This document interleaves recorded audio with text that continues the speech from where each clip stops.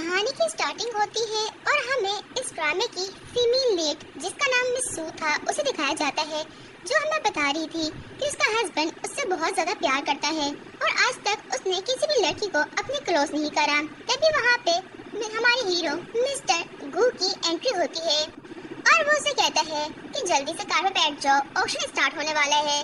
जैसे ही वो front seat का दरवाजा खोलती है तो वो हैरान थी क्योंकि उस सीट पे कोई और नहीं बल्कि मिस्टर गू की न्यू असिस्टेंट जिसका नाम लूरा था वो बैठी थी। अब यहाँ पे हमें मिस्टर गू के पास के बारे में बताया जाता है कि 3 साल पहले वो किसी एक लड़की जिसका नाम जू था उसे प्यार करते थे, लेकिन कार एक्सीडेंट में उसकी डेथ हो गई और जो लूरा है उसकी शक्ल बिल्कुल उसके एक्स की तरह मिलती है।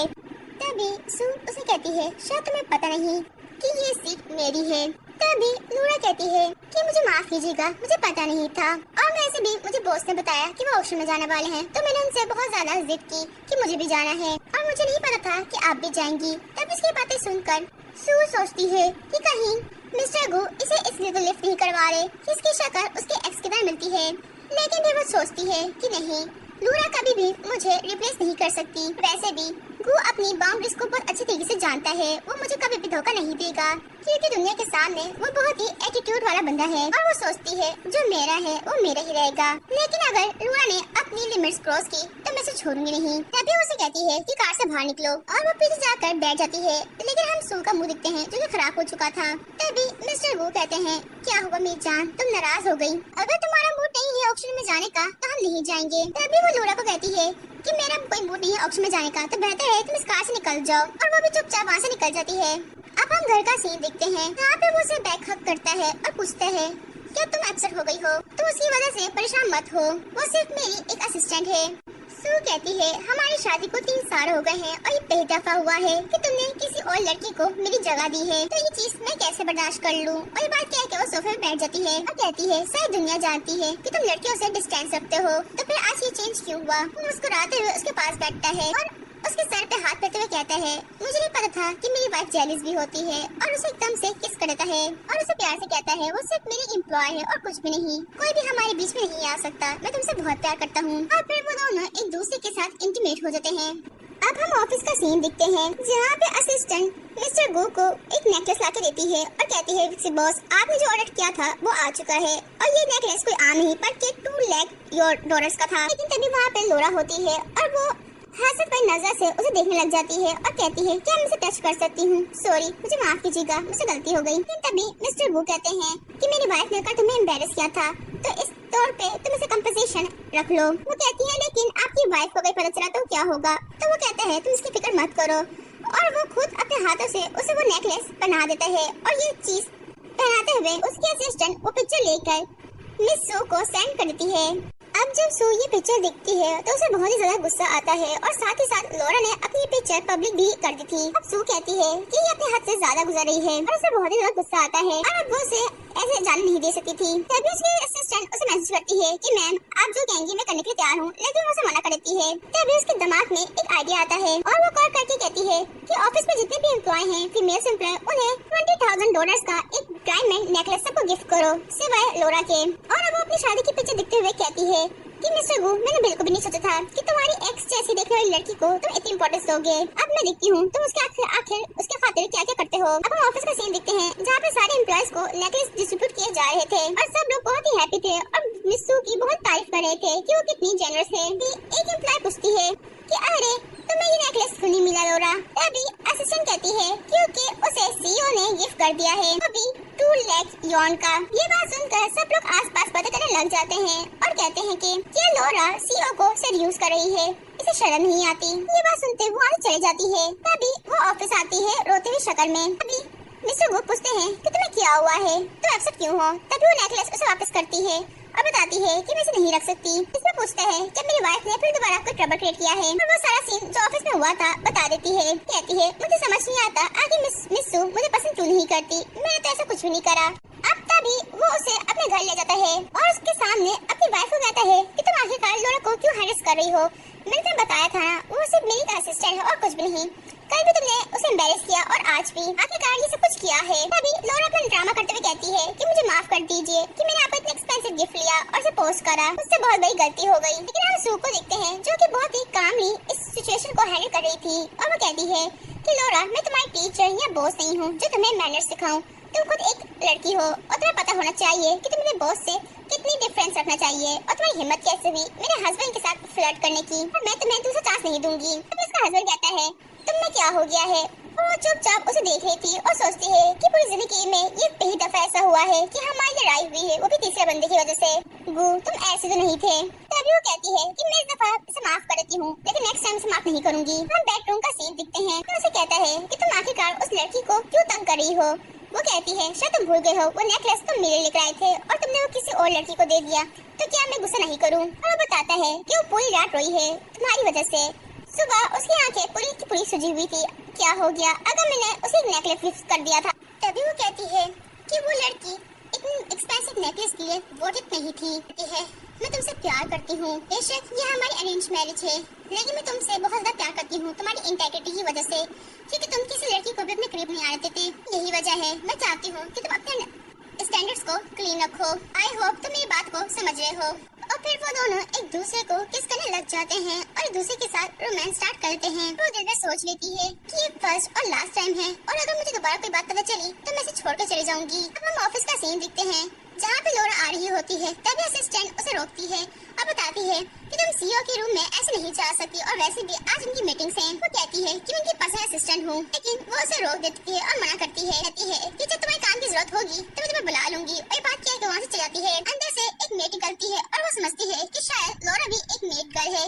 तभी वो उसके मुंह पे झाड़ू रखती है और कहती है कि इसे साफ करो। आसपास के लोग ये चीज देख के हंसने लग जाते हैं। तभी लोरा दिखती है कि सामने से मिस्टर गु आ रहे हैं, तो फौरन उनके सामने नाटक करती है और सफाई करना स्टार्ट कर देती है। तभी मिस्टर गु कहते हैं कि तुम ये क्या कर रही हो, और वो कहती है कि मेरा यही तो काम है, और रोते हुए से दिखती है। वो खुद को मासूम बनाने की कोशिश करती है और वो उससे पूछता है कि तुम्हें ये सब कुछ करने के लिए किसने कहा है। तभी वो कहती है कि हो सकता है कि मैंने आपकी वाइफ को अपसेट किया था, तो शायद वो इसी बदले से इसका बदला लेना चाहती है। उसे बहुत ज्यादा गुस्सा आता है और वो गुस्से में अपनी वाइफ के पास जाता है और वो कहती है कि तुम इतनी जल्दी ऑफिस से कैसे आ गए। लेकिन तभी वो उसके हाथ से ग्लास पकड़ कर तोड़ देता है और कहता है कि आखिर तुम्हारे साथ क्या मसला है, तुम लोरा की जान क्यों नहीं छोड़ सकती। आज फिर दोबारा से उसे हरेस किया है, आखिर तुम्हारा मसला क्या है। उसका ऐसा बिहेवियर देखकर वो हैरान थी और कहती है क्या तुम्हें ऐसा लगता है कि मैं उससे वर्क प्लेस पे बुली करूंगी। तभी वो उसे धमकाते हुए कहता है कि यार अपना अब से मैं तुम्हारे साथ नहीं खड़ा रहूंगा। जाने के बाद वो एकदम से टूट जाती है और कहती है कि जिंदगी में पहली दफा ऐसा हुआ है कि मिस्टर गु मुझ पे इतने ऊंची आवाज से चीखा है, वो भी किसी और लड़की की वजह से। और इवन मेरे पाँव पे चोट भी लगी, लेकिन उससे कोई फर्क नहीं पड़ा। हम तभी ऑफिस का सीन देखते हैं जहाँ पे मिस्टर गु सारे कोलिग्स को बताते हैं कि अब से लोरा तुम लोगों की हेड है और मैं एलिस को यहाँ से फायर कर रहा हूँ क्योंकि वो फ्रॉड में इन्वॉल्व थे, और उसपे झूठे झूठे इल्जाम लगा देता है। आसपास के सारे लोग हैरान थे और कहते हैं कैसे कैसे हो सकता है, क्योंकि एलिस तो 7 इयर्स से यहाँ पे काम कर रही है। तभी वो कहती है कि मैंने लोरा को हैरेस किया, क्या आप मुझे उसकी सजा दे रहे हैं। लेकिन तभी मिस्टर गु कहते हैं कि बस जो मैंने कहना था वो कह दिया और अब तुम यहाँ से जा सकती हो। जबकि लोरा को तो बहुत ही ज्यादा मजा आ रहा था कि मिस्टर गु कंपनी का सीईओ उसकी साइड ले रहा है। तो जाने के बाद वो कहता है लोरा अब तुम टेंशन मत लो, कोई भी तुम्हें बुली नहीं कर सकता, और मेरी वाइफ की तुम टेंशन मत लो। लेकिन तभी वो कहती है कि आप मुझे कैसे प्रोटेक्ट करेंगे, आप तो 24/7 बिजी होते हैं। कहते हैं तुम उसकी टेंशन मत लो, मैं इसका कोई न कोई हल निकालता हूँ। वो उसका हाथ पकड़ कर कहीं लेके जा रहा था और लोरा बहुत ही ज्यादा स्माइल कर रही थी जैसे कि वो जीत गई हो। तभी वो अपनी वाइफ के पास आता है। तभी वो देखती है कि दोनों ने एक दूसरे का हाथ पकड़ा हुआ है और वो कहती है गु मैं तुम्हें एक लास्ट दफा वार्निंग दी थी। तभी वो कहते हैं कि सु हम सेपरेट होने वाले हैं, यहाँ पे मैं सिर्फ अपनी चीजें लेने आया हूँ। वह सुनकर वो हैरान थी और खासतौर पे मेड, और वो कहती है क्या आप लोग अलग हो रहे हैं। लेकिन वो खामोश रहती है और मेड को कहती है कि बॉस का जितना भी सामान है उसे पैक कर दो। तभी लोरा यहाँ पे अच्छे बनते हुए कहती है कि मिस सु आप चाहे तो नंबर एक्सचेंज कर सकती हैं इमरजेंसी के तौर पे। तभी वो कहती है कि मुझे कोई नंबर नहीं चाहिए और अब तुम मेरी लाइफ से डिसअपीयर हो जाओ।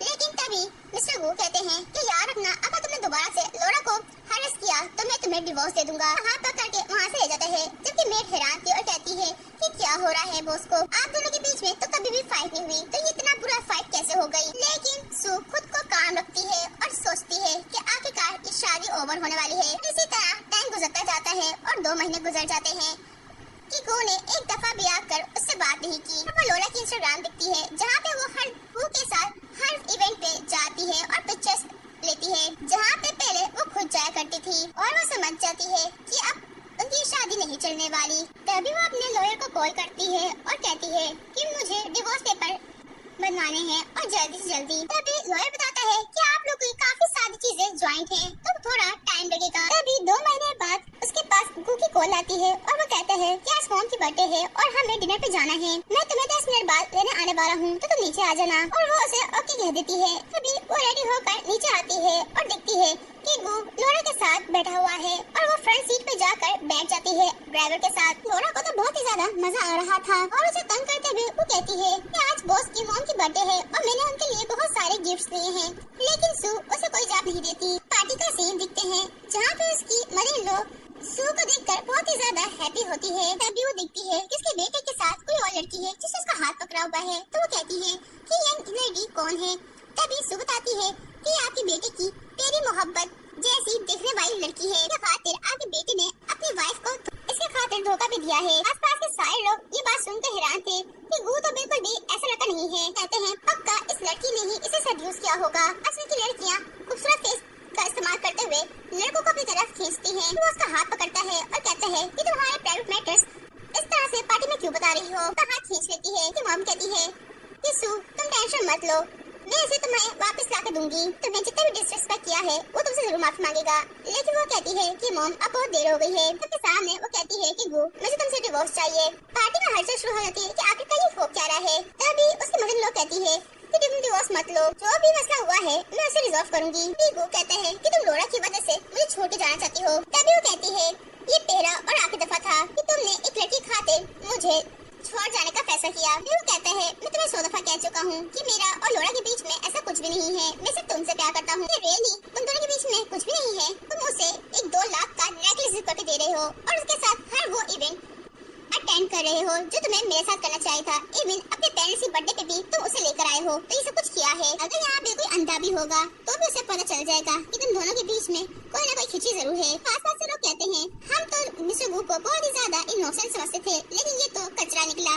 तभी वो कहती है तुम्हें कैसा फील होगा कि मैं किसी और लड़की के साथ हैंग आउट करूँ और उसे अपने पेरेंट्स से मिलाऊं और बोलूं कि ये तो सिर्फ मेरा फ्रेंड है, तो तुम्हें तकलीफ नहीं होगी क्या। और वो कहती है कि डिवोर्स पेपर रेडी है, जब तुम तैयार हो मुझे बता देना। वो जाने लगती है, लेकिन वो उसे कहती है कि हट जाओ, मेरा वैसे भी हॉस्पिटल में अपॉइंटमेंट है। वो कहते किस बात का, तो बताती है क्योंकि मैं प्रेग्नेंट हूँ। सुनकर वहाँ पर सब लोग हैरान थे। मुझे वो बहुत ही हैप्पी थे। क्या तुम सच कुछ प्रेग्नेंट हो। पेरेंट्स कहते हैं ये तो बहुत ही जबरदस्त न्यूज़ है। वो कहती है कि मैंने कल डॉक्टर से कंफर्म किया है और ये 3 वीक्स की प्रेगनेंसी है। तभी उसके पेरेंट्स इन लोग तो बहुत ही हैप्पी होते हैं और कहते हैं सू तुमने तो हमें दुनिया की सबसे बड़ी खुशखबरी सुना दी है। तभी लोरा कहती है क्या तुम श्योर हो कि मिस्टर गु तो 2 महीनों से घर नहीं आए, तो तुम कैसे प्रेग्नेंट हो सकती हो। तभी वो कहती है बिल्कुल, मैंने कहा कि मैं 3 वीक्स प्रेग्नेंट हूँ, लेकिन मैंने ये तो नहीं कहा कि ये बच्चा गु का है। वैसे भी जब गु घर पे नहीं था तो मैं लोनली फील कर रही थी, इसलिए मैंने किसी और लड़की के साथ हैंग आउट किया है। ये उसी का बच्चा है। ये बात सुनकर मिस्टर गु को बहुत गुस्सा आता है और वो कहता है तुम्हारा दिमाग तो खराब है, तुम होश में भी तो हो, तुम क्या कह रही हो। तभी वो कहती है अब कैसा फील हुआ जब मैं तुम्हें चीट करा। कहता है मैं तुम्हें कभी भी धोखा नहीं दिया। पूरा और मैं सिर्फ एक अच्छे एम्प्लॉय हैं और कुछ भी नहीं, और वो मेरी एक सेक्रेटरी है। जिसमें कहते हैं अच्छा तो तुम्हारी कंपनी में बाकी तो एम्प्लॉयज हैं, तुमने कभी उन्हें तो ट्रेन नहीं करा, तो तुम स्पेशली इसे ट्रेन क्यों कर रहे हो। सिर्फ इसलिए ना क्योंकि तुम्हारी पुरानी महबूबा की तरह दिखती है। तुम्हारे दिल में इसके लिए फीलिंग्स हैं। जब तुम ये सब कुछ इसके साथ कर सकते हो तो फिर मैं क्यों किसी और के साथ नहीं कर सकती। लोरा कहती है बिल्कुल मिस्टर गु सही कह रहे हैं, मेरे उनके बीच में कुछ भी नहीं है। मैं तो वैसे भी सिर्फ ऑफिस के काम के साथ उनके साथ इधर उधर जाती हूँ ताकि मुझे काम का एक्सपीरियंस हो। जिसको कहती है अच्छा अगर ऐसी बात है तो फिर तुम मुझे ये तो बताओ कि तुम्हें मेरी सीट पर बैठे क्या चस्का क्यों लगा और तुम उसके साथ प्राइवेट ऑक्शन में जाने के लिए क्यों तैयार हुई। पैसे भी गो इतने साल हो गए शादी को, तुमने कभी मेरी जगह किसी को नहीं दी, तो फिर तुमने इसे क्यों दी। खैर अब मुझे तुम्हें कुछ भी नहीं कहना और मुझे सिर्फ तुमसे डिवोर्स चाहिए। सारा मामला सुन के उसके फादर को बहुत ही गुस्सा आता है और मिस्टर गु के मुंह पे थप्पड़ लगा देते हैं और कहते हैं मैंने कभी सोचा नहीं था कि मैं इतनी गंदी औलाद को पैदा कर चुका हूँ। तुम्हें शर्म नहीं आई एक लड़की खातिर तुमने अपनी वाइफ को रिप्लेस कर दिया। तो तुम्हारे फादर मेरे साथ ऐसी हरकत करें तो तुम्हें कैसे लगेगा। तब उसके फादर एक ड्रिंक उठा के लोरा के मुंह पे फेंकने वाले थे, लेकिन तभी मिस्टर गु सामने आ जाते हैं और उसे बचा लेते हैं और कहते हैं कि मेरे और उसके बीच में ऐसा कुछ नहीं है। और सब कहते हैं कि तुमने उसे बचाया तो खुद देख लो कि तुम्हारे उसके बीच में यकीनन कुछ ना कुछ जरूर है। मिस्टर गु कहते हैं कि आप एक आउटसाइडर की बात पे यकीन कर रहे हैं। इसकी बात सुनकर उसके मुंह में गुस्सा आता है और वो कहती है तुम्हें शर्म आती है, ये आउटसाइडर नहीं बल्कि तुम्हारी बीवी है। हाथ पकड़ते हुए खींचते हुए जोर से लेके जाने लगता है और उसे घर लेकर आता है। लेकिन जब वो घर आता है तो वो दिखता है कि सू ने उसकी और अपनी सारी शादी की पिक्चर्स उतार दी है और वो कहता है कि सब कुछ क्या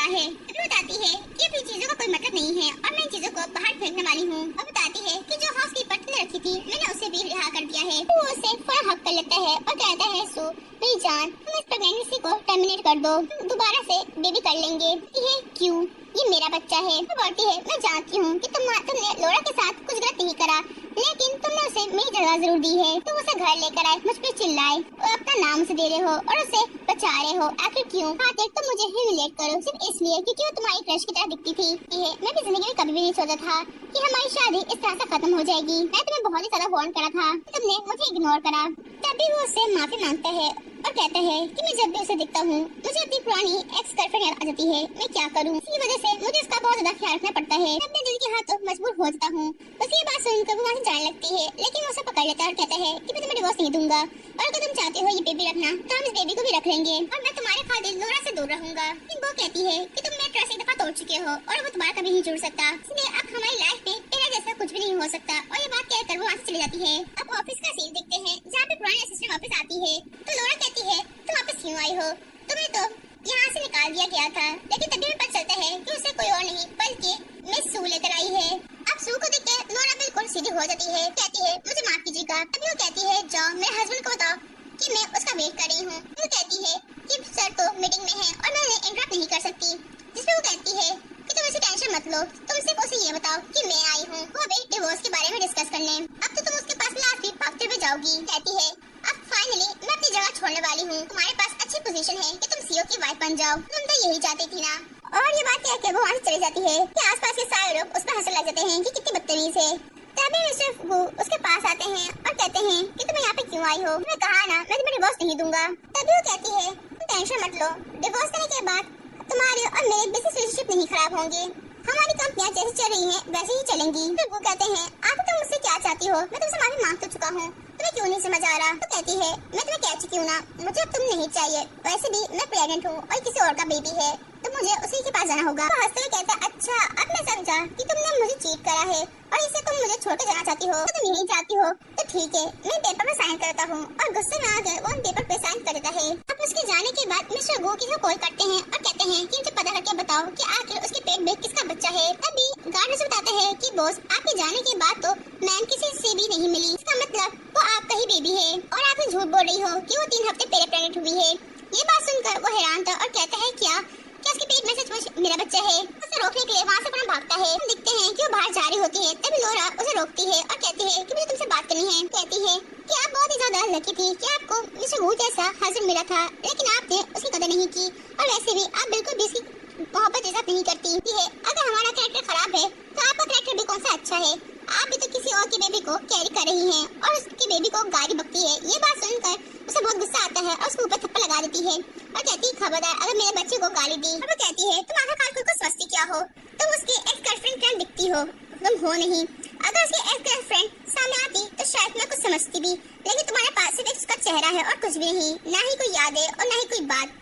और तुम्हें क्या लगता है अगर मुझे छोड़ सकता है तो तुम्हें नहीं छोड़ सकता? तुम्हारे पास तो कुछ भी नहीं है, ना पावरफुल फैमिली और ना ही कोई काम। और तुम भी अपना वेट करो कि वो कब तुम्हें छोड़कर चला जाएगा। वो कहती है कि अगर आप मुझे टच करने की कोशिश करेंगी तो याद रखिएगा कि मिस्टर गो आपको नहीं छोड़ेंगे। उसकी बात सुनते वो हंसने लग जाती है और कहती है कि मेरे पास ना काफी टाइम नहीं है कि मैं तुम्हें तकलीफ दूंगी, मेरे पास अपनी जिंदगी गुजारने के और भी लम्हात हैं। और वो उसकी बेइज्जती करने लग जाती है। कहती है तुम्हारे पास कुछ भी नहीं है और मेरा तुम्हारा कोई मुकाबला नहीं हो सकता क्योंकि मैं एक बहुत रिच फैमिली से बिलोंग करती हूँ। कार में बैठकर वहाँ से जाने लगती है। तभी मिस्टर गो अपने ऑफिस से बाहर निकलता है और वो चीख कर उसे रोकने की कोशिश करता है, लेकिन वो उसकी कोई बात नहीं सुनती और वहाँ से चली जाती है। और उस नंबर पे कॉल करता है लेकिन उसका नंबर बन जा रहा था और वो कहता है कि सो तुम मुझसे कहीं भी नहीं जा सकती, तुम जहाँ भी जाओगी मैं तुम्हें ढूंढ लूंगा। अब यहाँ पे हमें 5 साल के बाद का सीन दिखाया जाता है। फिर सू का बेटा होता है, वो दोनों ड्राइविंग करते हुए जा रहे होते हैं, लेकिन तभी सामने से मिस्टर गू की कार आ जाती है और दोनों कार टक्कर होते हुए बच जाती है। तभी वो खुशी खुशी कार से बाहर निकलता है, कहता है फाइनली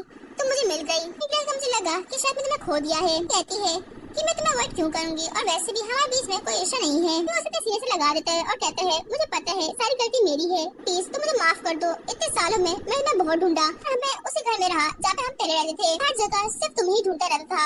सो मैं तुमसे बहुत प्यार करता हूँ, मैं तुम्हें इतने साल बहुत ज्यादा याद करा। लेकिन अभी वो सब से दूर करती है और कहती है कि हमारी डिवोर्स हो चुकी है और मैं तुम्हें नहीं चाहती, बेहतर है कि तुम मुझसे दूर रहो। वो कहता है मैं जानता हूँ मुझसे गलती हुई है, तुम प्लीज मुझे चांस तो दो, कुछ ठीक कर दूंगा। कहती अच्छा अगर ऐसी बात है तो मेरी जिंदगी से हमेशा के लिए डिसअपीयर हो जाओ और मुझे कभी भी डिस्टर्ब मत करो। तो वो एक उसे नेकलेस दिखाता है, कहता है देखो ये तुम्हारा फेवरेट नेकलेस था ना जो मैंने लोरा का दिया था मैंने उसे वापस ले लिया है सिर्फ तुम्हारे लिए। कहती है मैं किसी की उतरी हुई चीज नहीं पहनती। तभी वहाँ पे लोरा जाती है और उसका हाथ पकड़ती है और कहती है मिस्टर गू। तो दिखते हुए वो हंसती है और कहती है जाओ तुम्हारी रिप्लेसमेंट आ गई है। वो कहता है कि तुमने हमसे झूठ बोला कि ये बच्चा किसी और का है।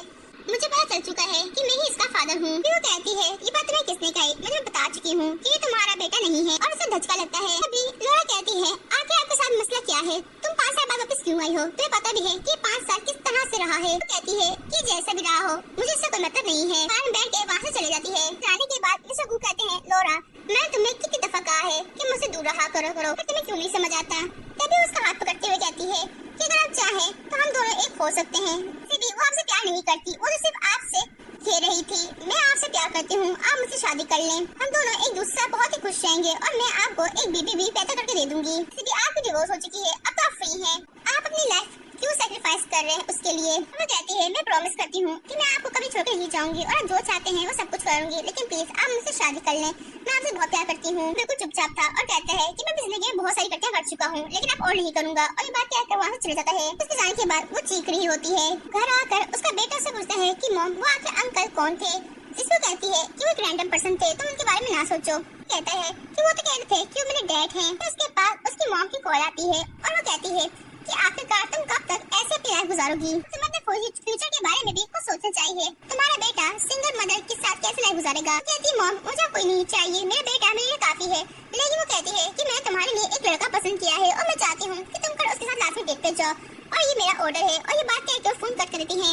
उसका बेटा कहता है कि मॉम आखिरकार आप शादी क्यों नहीं कर लेंगे? आपको ये तो डर नहीं लग रहा कि आप मुझसे दूर हो जाएंगी? जिसको कहती है बिल्कुल भी नहीं। तो मैं सोच रही हूँ कि तुम्हारे लिए एक डैडी पसंद कर लूँ जो तुम पे नजर रखे और तुम्हारी शरारतों पे। अब हम देखते हैं कि वो उस ब्लाइंड डेट पे जाती है और जब उस लड़के को दिखती है उसका नाम जू था और वो दोनों एक दूसरे को देख के हैरान थे। फ्लैशबैक का सीन दिखाया जाता है कि हॉस्पिटल में ये दोनों ही अपना स्पर्म डोनेट करने आए थे। सू का बेटा किसी और का नहीं बल्कि जू का था। वो कहता है क्या तुम्हें याद है कि मैं कौन हूँ? तो वो कहती है बिल्कुल मुझे याद है, 5 साल पहले तुमने ही अपना स्पर्म डोनेट किया था। कहता है कि हैरत है कि आज किस्मत ने हमें एक दूसरे से मिलाया है। वो सबके हाथों से खाना सर्व करके देता है। तभी उसके पास उसके बेटे की कॉल आती है और वो कहते हैं कि मॉम न्यू अंकल कहते हैं कि वो बहुत ही ज्यादा हैंडसम है जो आप घर नहीं आ रही। तभी वो कहती है कि तुम कैसे बात कर रहे हो? और वो कहती है कि बस आने वाली हूँ। तभी वो जू को कहती है कि मेरा बेटा मुझे याद कर रहा है तो मुझे घर जाना होगा। वो कहता है ठीक है मैं तुम्हें ड्रॉप कर देता हूँ। अब जब वो उसे घर ड्रॉप करने आता है तभी सामने से मिस्टर गू आते हैं और वो पूछते हैं कि ये लड़का कौन है जिसने मैं ड्रॉप करा है? वो कहती है कि मैं तुम्हें दफा कहा है कि तुम मेरे मामले में मत बोलो और उसका हाथ पकड़ लेता है और कहता है मैं तुम्हें जाने नहीं दूंगा। तभी जू आता है और कहता है कि तुम्हारी हिम्मत कैसे हुई उसका हाथ पकड़ने की? तभी गू कहता है कि ये मेरी वाइफ है। जिसमें जू कहता है शायद तुम भूल गए हो कि तुम दोनों की डिवोर्स हो चुकी है। वो गुस्से से उसे पकड़ लेता है। वो कहती है तुम उसे छोड़ दो। दोनों के बीच में फाइटिंग स्टार्ट होने लग जाती है और वो उसे चीखते हुए कहता है कि यार अपना मैं तुम्हें कभी भी डिवोर्स नहीं दूंगा। वो कहती है कि हमारी ऑलरेडी डिवोर्स हो चुकी है, तुम दो या ना दो इससे कोई मतलब नहीं है। कहता है ठीक है अगर तुम्हें मेरे साथ नहीं रहना तो तुम फिर किसी और मर्द के साथ भी नहीं रहोगी। आखिर तुम होते कौन हो? और उसके ऊपर थप्पड़ लगा देती है और कहती है मैं तुम्हें 10 दफा कह चुकी हूँ, अब तुम्हें मेरी जिंदगी में बोलने का कोई हक नहीं है। बेहतर है कि तुम यहाँ से चले जाओ। उसके जाने के बाद जू उससे पूछता है तुम ठीक तो हो ना? वो कहती है नहीं मेरे हाथ पे चोट लग गई है, कोई बात नहीं मैं घर से जाती हूँ, इतना लेट हो रहा है तुम्हें भी रेस्ट करना चाहिए। तभी वो जाने लगता है तो उससे कहती है सॉरी आज के लिए जो कुछ भी हुआ। तभी वो कहता है कि कोई बात नहीं और वैसे भी तुम मेरे बच्चे की माँ हो तो मैं ये कर सकता हूँ। उसकी ये बात सुनकर उसके दिल में कुछ कुछ होने लगता है और उसे बहुत ही अच्छा लगता है। अब हम मिस्टर जू के घर का सीन देखते हैं जहाँ पे उसकी मॉम बैठी थी और वो पूछती है कि कल रात की डेट तुम्हारी कैसी रही?